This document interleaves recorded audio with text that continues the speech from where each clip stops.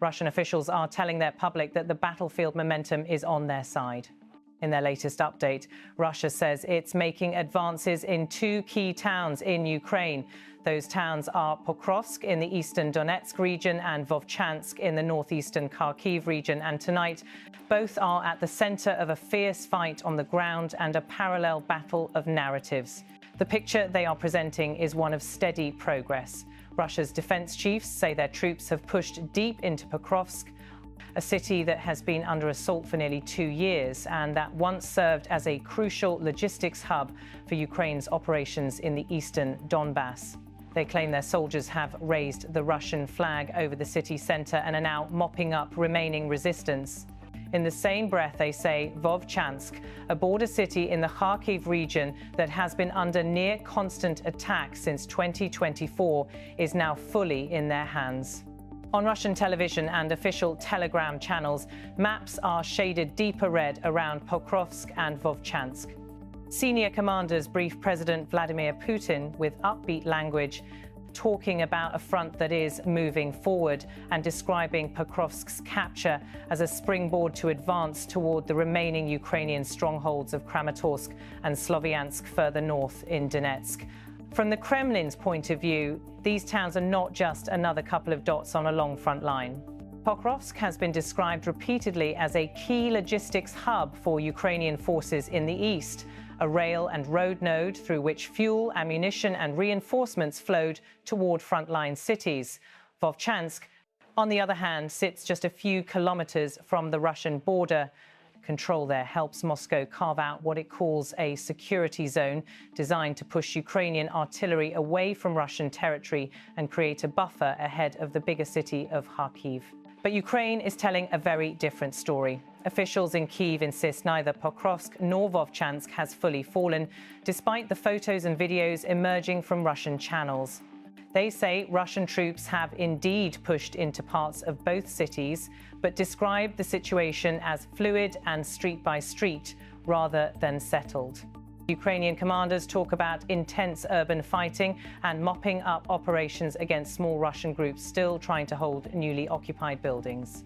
In Pokrovsk specifically, Ukrainian sources say Russian units were able to enter central areas after months of bombardment that left many districts in ruins, but they dispute the idea of a clean, decisive capture.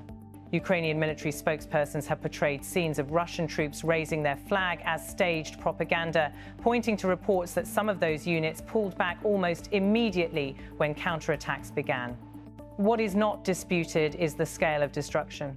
Pokrovsk, once a bustling wartime hub with trains, warehouses and fuel depots supporting troops across the Donetsk front, has been chewed up by 18 months of artillery, drones and missile strikes. Much of its industry is shut down. Those civilians who remain live with intermittent power, water and medical care, or in some cases without any services at all.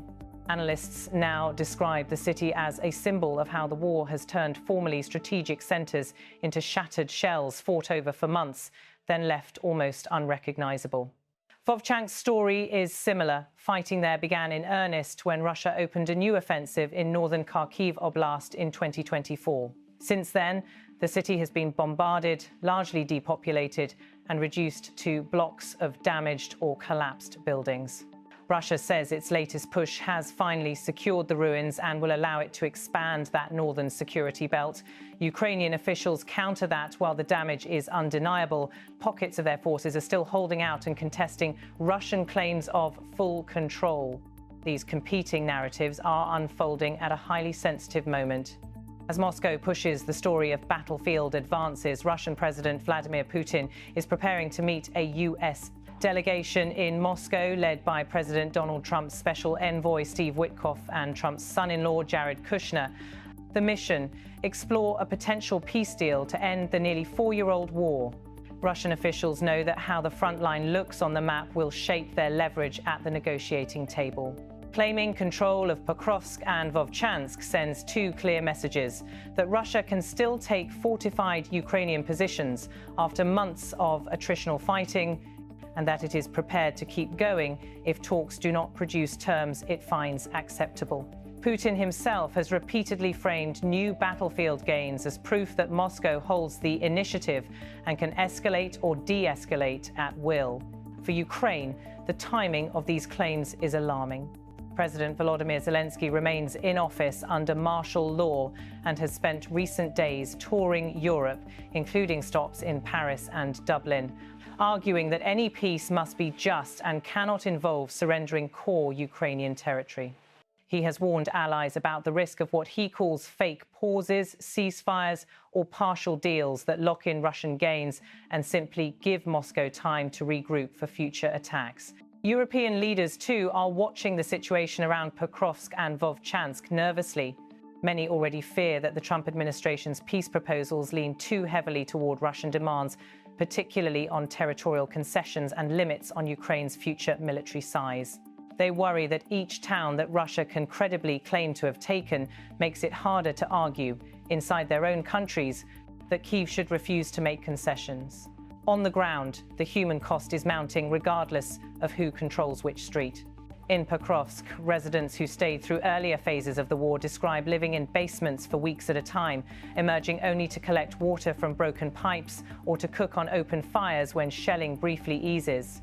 In Vovchansk, evacuees talk about entire neighborhoods emptied in a matter of days as bombardments intensified, with only a handful of elderly residents or those unable to travel left behind in smashed apartment blocks and farmhouses. Ukrainian commanders say defending these towns has already cost them dearly in men and equipment.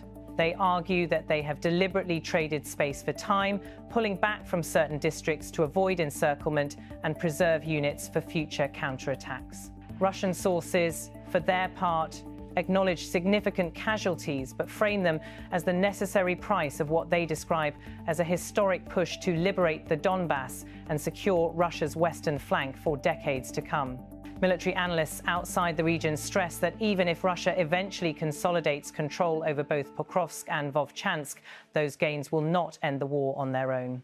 They would, however, mark Russia's most significant advances in months and could shift the balance around key Ukrainian strongholds and supply routes. The fall of Pokrovsk would open a clearer path toward Kramatorsk and Sloviansk, while tightening Russian control in Vovchansk could complicate Ukraine's defense of Kharkiv and the broader front in the northeast. All of this is happening as Russia signals that it is prepared for a long war if diplomatic efforts stall. Putin has told domestic audiences that he is ready to keep the economy on a war footing and insists that Russia is not seeking conflict with Europe, but is ready if European states choose to fight. Those remarks, combined with claims of progress in Pokrovsk and Vovchansk, are widely seen as part of a coordinated pressure campaign aimed at both Kyiv and Western capitals.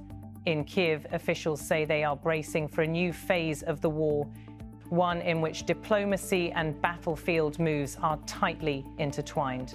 They worry that every Russian claim of a captured town, whether fully accurate or not, will be used in Moscow to argue that the Kremlin can simply keep advancing if talks break down. That perception, they fear, could weaken Western resolve over time, especially in countries where publics are growing weary of funding a costly conflict with no clear end in sight. For now, the reality is that both Pokrovsk and Vovchansk remain active war zones. Russian troops are indeed in parts of both cities. Ukrainian forces are still fighting inside and around them. Lines of control are changing, sometimes by only a block or two at a time. Residents who have not left live with the sound of constant explosions, the fear of drones overhead, and the knowledge that the fate of their streets is being debated not only in trenches and command posts, but also in conference rooms thousands of kilometers away. Beyond the maps and diplomatic cables, there is a simpler truth. Each claim of advances represents another neighborhood shattered, another family fleeing, another set of lives upended. Whether Russia's narrative of progress in these two key towns is fully borne out or partially exaggerated, the cost is already clear in the broken buildings and empty homes stretching across eastern and northeastern Ukraine. And with major talks in Moscow now underway, the struggle over Pokrovsk and Vovchansk is no longer just about territory. It has become a test of whose version of this war will shape whatever peace comes next.